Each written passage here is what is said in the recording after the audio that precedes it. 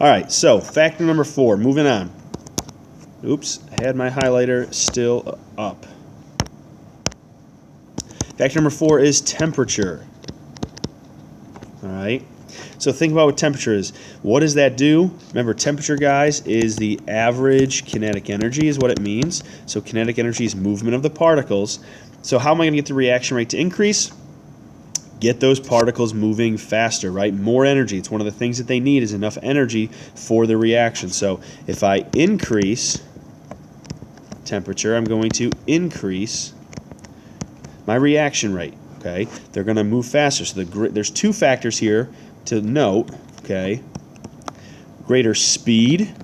So the particles are not only do they have more energy, but when they have more energy, they're moving faster, which means that there are more collisions because they're moving faster. They're going to hit into each other faster at a higher frequency. So the speed plays a part. But there's also that average kinetic energy, meaning the collisions have or happen more energy. Okay, so that's the key here. Not only is there more energy each time they get hit, but they're also moving faster, so there's going to be more total collisions. So make sure you know both pieces here with temperature. Number 5 is surface area. You might be thinking, well, surface area, isn't that something with math class?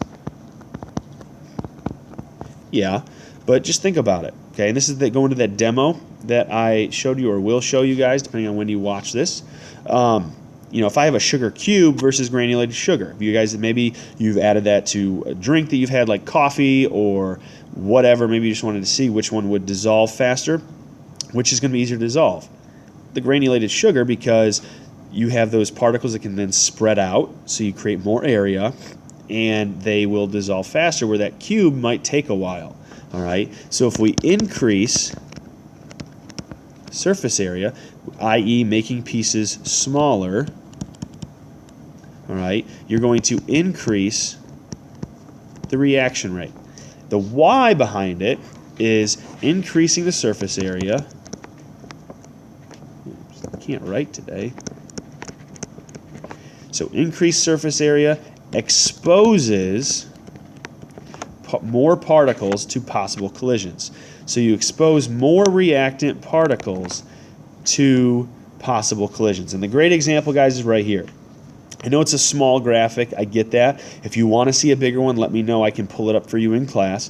But you've got this guy that has, you know, like 6 sides to a cube. Well, if we split them into smaller cubes, now look how many sides we have. And it's an exponential growth rate here in terms of the number of sides, which, think about a cube. The more sides you have, the more particles are actually touching your solvent or whatever to then increase the reaction rate. All right, so the greater the surface area, the more exposure that those particles have to each other, which means more possible collisions. That's the key here. All right, I'm going to highlight that. It's all about increasing the number of collisions. So more reactant particles to possible collisions. That's the key. All right, and our last factor, this is one that you may have remembered from other science courses, all right, and that is what speeds up a reaction? A catalyst. That's probably the one you knew ahead of time coming in here. So yes, it's going to speed up a reaction without, sorry about that. Speeds up reaction without changing the nature of the reactants or products, okay? So what that means is those reactants and products are going to stay what they are, what it does and how it works. So you may have heard this before, you know, something like an enzyme, right, is a catalyst. It speeds up a process in the body. But what it does is it provides a shortcut or alternative pathway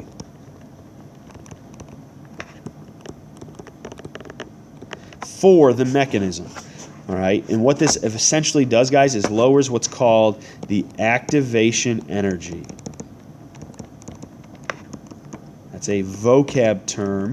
All right, we will talk more about this activation energy when we get into potential energy diagrams here in video 13.4, okay? So for now, know what a catalyst is. It speeds up a reaction without changing the reactants or products, because it's an alternative pathway, so it lowers the activation energy.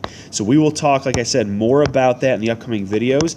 Make sure you know, make sure you know the 6 factors. I highly encourage you guys to make flashcards so that you know those. But now you can go ahead and start working on practice number 2, which is dealing with reaction rate review. So I'll see you guys next time.